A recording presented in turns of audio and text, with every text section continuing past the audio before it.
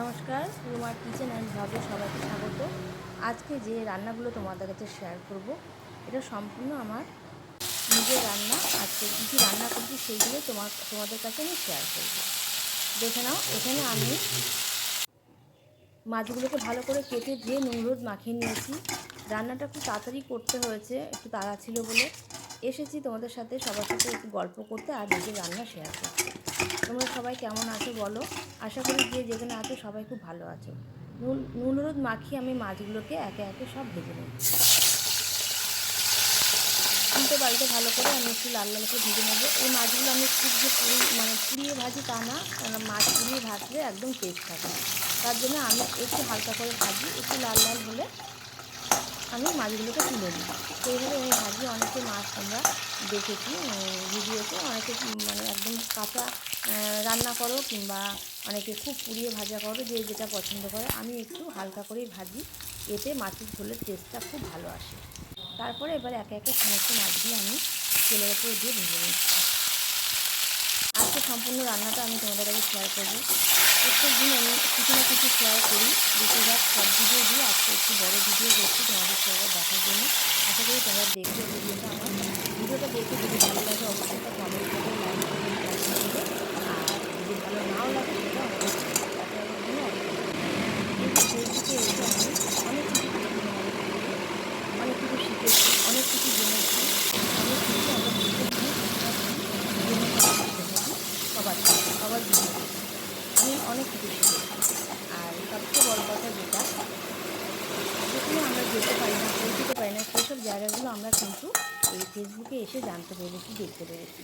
ফেসবুকে এই জন্য অনেক ধন্যবাদ, এরকম একটা প্ল্যাটফর্ম আমাদের দেওয়ার জন্য, সবার সাথে সবার ভালো সম্পর্ক রাখার জন্য, যোগাযোগ রাখার জন্য। এবার আমি অল্প একটু আমার ছিল চিংড়ি মাছ ছিল, সেই চিংড়ি মাছগুলোকে আমি ভেজে তুলে নিয়েছি। তুলে সেই কড়াইতে আবার তেল দিয়েছি, তেল দিয়ে আমি মাছের ঝোল, ওই তেলের মধ্যে আমি পেঁপে কেটে রেখেছিলাম, সেই পেঁপেগুলোকে আমি ভালো করে ধুয়ে তেলের ওপর দিয়ে ভালো করে ভেজে নেব। আমি আজকে পেঁপে দিয়ে মাছের ঝোলে রান্না করবো, বড় মাছগুলো ভাজলাম, ভেজে নিলাম। আমি পেঁপে দিয়ে আজকে রান্না করবো, খুব সুন্দর হয়েছিল রান্নাটা। আর তাতে একটুখানি পেঁয়াজ কুচি দিয়ে দিলাম। পেঁয়াজ কুচিটাকে ভালো করে আমি নেড়ে চেড়ে একটু লাল করে ভেজে নেব। পেঁপেটা আর পেঁয়াজটা একসাথে ভাজা হয়ে গেছে, তাতে দিয়ে দিচ্ছি একটু জল দিয়ে একটু জলটা ফুটে উঠলে আমি এতে দিয়ে দেবো আদা আর কাঁচা লঙ্কা বাটা। তারপরে দেবো একটু টমেটো। আদা কাঁচা লঙ্কাটা পরে দেবো, টমেটোটা আমি আগে দিয়ে দিলাম। টমেটোটা আমি দিয়ে একটু ভালো করে ফুটিয়ে নেব। ফুটিয়ে নেওয়ার পর এবার দিয়ে দিলে আদা আর কাঁচা লঙ্কা বাটা বেটে বেশ ভালো করে ওই বাটাটা দিয়ে একটু ভালো করে কষিয়ে নেবো ঝোলটাকে কষিয়ে নিয়ে আমাদের যে প্রত্যেকদিন মশলা, লবণ, হলুদ, লঙ্কা গুঁড়ো, এটা আমাদের টেস্ট করে রান্নার মশলা সব কিছু দিয়ে একটু ভালো করে আমি কষিয়ে নেব। পেঁপে দিয়ে কিন্তু রান্না করলে মাছটা বেশ ভালো লাগে। পেঁপে আমি পেঁপে করেছিলাম, খেতে সুন্দর হয়েছিল। ব্যাস আমার কষানো হয়ে গেছে পেঁপেটা। এবার আমি পরিমাণ মতো জল দেবো,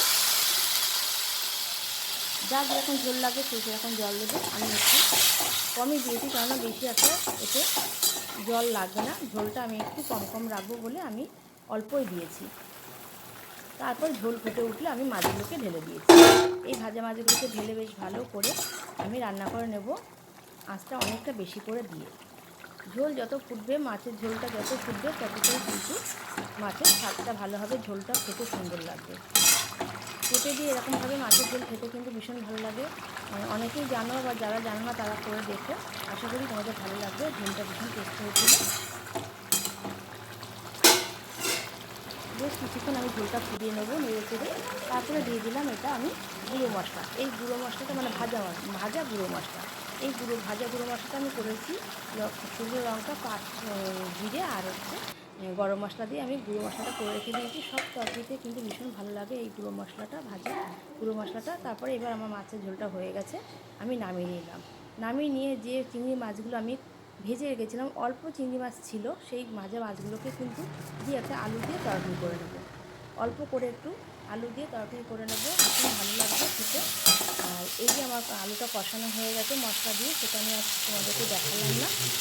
পেঁয়াজ দিয়ে রসুন দিয়ে ভালো করে কষিয়ে জল ঢেলে আমি চিংড়ি মাছগুলোকে ঝোলটা ফুটে উঠলে এর মধ্যে ঢেলে দেবো। চিংড়ি মাছটা এমনই একটা মাছ, সব কিছুতে কিন্তু ভীষণ মজে, ভীষণ ভালো লাগে। এবার আমি চিংড়ি মাছগুলো ঢেলে দেবো। আলু দিয়ে আমি করেছিলাম, এটা আর কিছু দিইনি।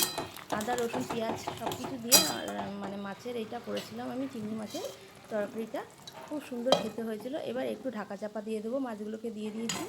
ব্যাস, এবার ঝোলটাও বেশ ঘন ঘন হয়ে গেছে। এবার আমি নামিয়ে নেবো একটা পাত্রে। আমার চিংড়ি মাছের কালিয়াটাও রেডি। এদিকে পেঁপে দিয়ে বড় মাছের ঝোলটা হয়ে গেছে। কেমন হয়েছে বলো।